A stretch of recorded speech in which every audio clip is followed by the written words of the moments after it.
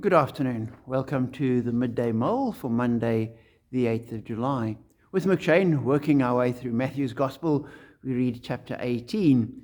And in verse 15, Jesus says, "If your brother or sister sins, go and point out their fault, just between the two of you. If they listen to you, you've won them over. But if they will not listen, take one or two others along, so that every matter may be established by the testimony of two or three witnesses. If they still refuse to listen, tell it to the church. And if they refuse to listen even to the church, treat them as you would a pagan or a tax collector." Now, as I read that, I thought that's one area of life that we have not got right. We're not very good at when people get things wrong. What do? On the one hand, our tendency, particularly in the West, with an individualistic society, is free choice. They make their choices. It's up to them. I'm not going to get involved. It's their issue. I'm just going to leave it alone, which is unhelpful. The second tendency is destructive, which is I won't speak to them, but I'll go and speak to somebody else and go and say, "Oh, did you see what Joe Soap did? Or do you know this?" And we go to people with concern about Mary Soap. She's done the following, and it's a real concern of mine.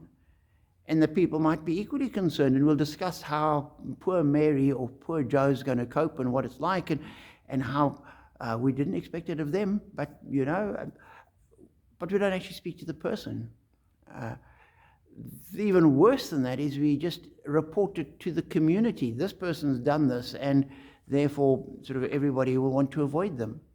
Jesus is quite clear. The only person to speak to you about it is the person themselves, and don't even ignore it. If a person does this, go and speak to them just between the two of you. And you go not with a judgmental attitude. It's clear he wants you to win them over. He wants you to help them see their perspective, to know where they're going, to turn around, to turn back, to repent, to come back to walking with God. That's the aim. It's love, it's concern, it's compassion. And you go one-on-one. And that's not easy because we're not used to it. We don't do that with any ease whatsoever. But that's what we're called to do. And then he says, if they won't listen, take two witnesses. Again, it's just the three of you go, so that everything will be established. Quoting the Old Testament, by two or three witnesses. Again, the aim to win that person over, to help them. And if they won't listen, you go to the church, and then you treat them like a pagan or a tax collector. That isn't that you vilify them, that isn't that you try and destroy them, that you try and in some way punish them or whatever. You just avoid them. That's what the teaching was for tax collectors and pagans. You just had nothing to do with them. Leave them alone. Go on with your own life. They're not part of the church. They're not part of your social sphere. There goes the light. So just leave them.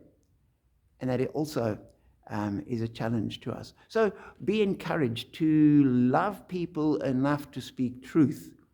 But when you speak truth, to speak it in the way that Jesus says. And if we do that, they will be blessed, and we're blessed too.